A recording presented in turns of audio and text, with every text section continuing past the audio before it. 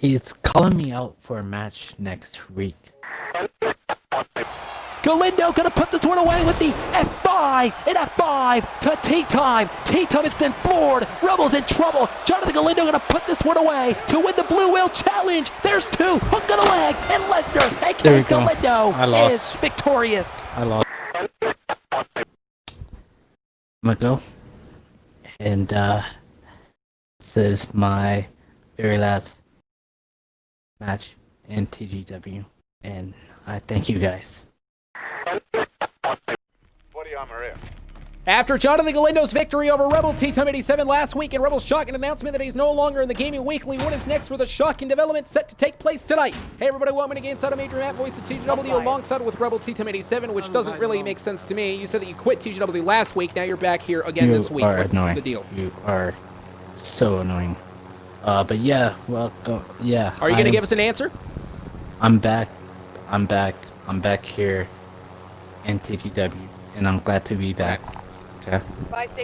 Okay, well, listen, we have some announcements to kick off the broadcast, ladies and gentlemen, as we return on Call of Duty Warzone here tonight. For all the Twitch viewers, starting next week, the Gaming Weekly is set to be interactive with the Twitch viewers as well. So if you're watching on Twitch, you can actually comment whatever you want. The announcers will indeed be interacting with you guys back starting next week, which I find it to be kind of bad in my estimation because...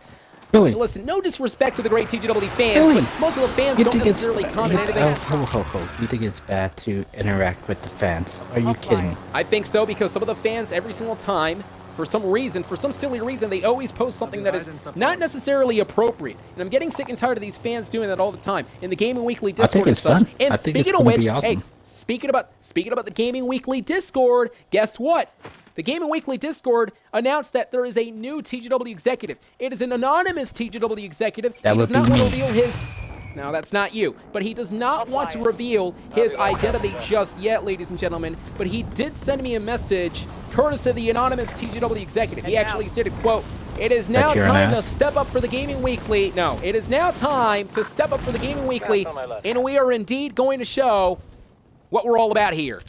Well, you know what? I can understand what the anonymous TGW executive is coming from here because, ladies and gentlemen, so many people have been so critical of the Gaming Weekly as of late over the past couple of months, really for the past year or so. Many people have been so critical when it comes to this TGW channel. It is now time to step up out of battery, so to speak, out of our shadow and try to actually go against those who continue to deceive us.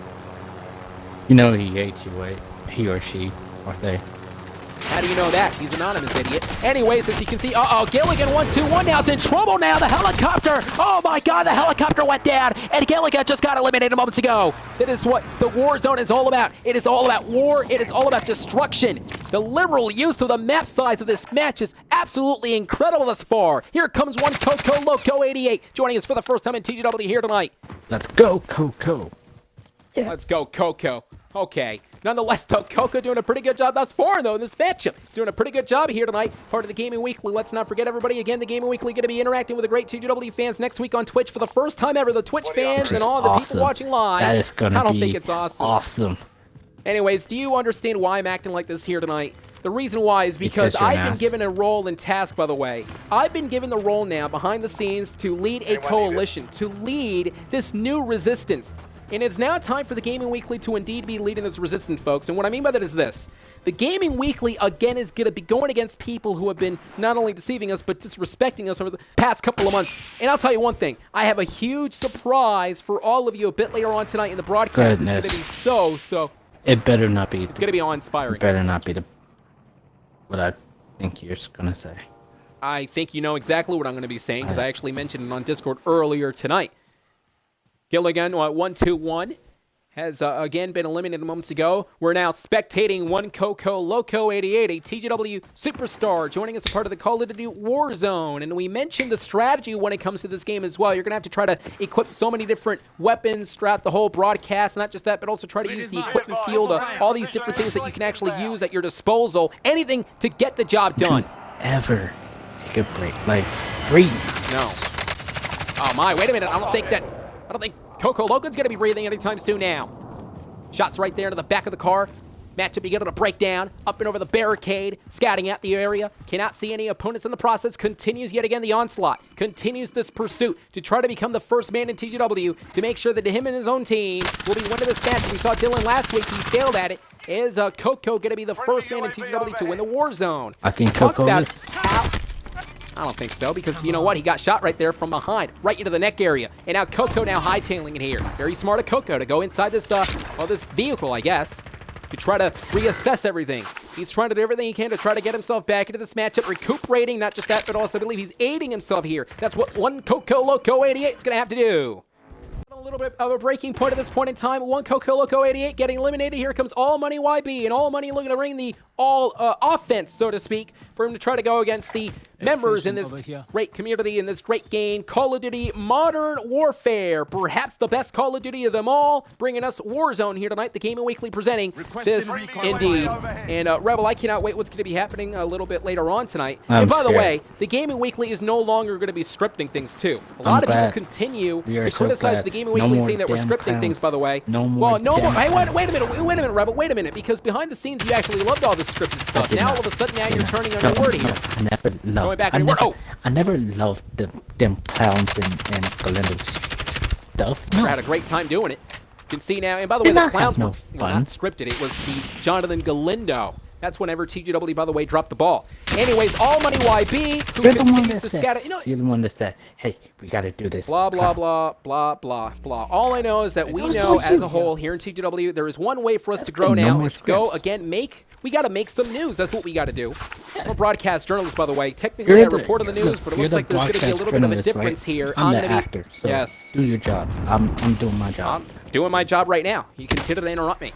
I have a message sent to be sent later on tonight in the broadcast. And oh my, again, All Money YB trying to do perhaps the impossible, and that's to try to win this match without his opponents. Rather, without his teammates at his side. I don't think he's going to be doing anything.